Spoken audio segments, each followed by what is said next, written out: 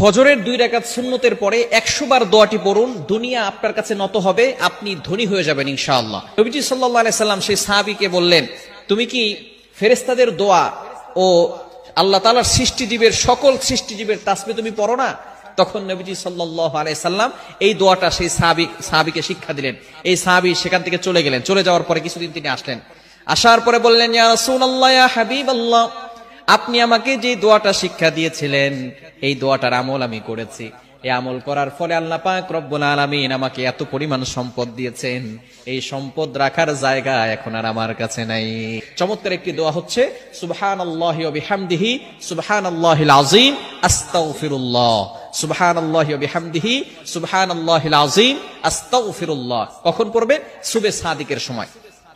এই সময়টা হচ্ছে 2 রাকাত নামাজ, অর্থাৎ ফজরের 4 রাকাত নামাজ, 2 রাকাত সুন্নত, 2 রাকাত ফরজ। 2 রাকাত সুন্নতের পরে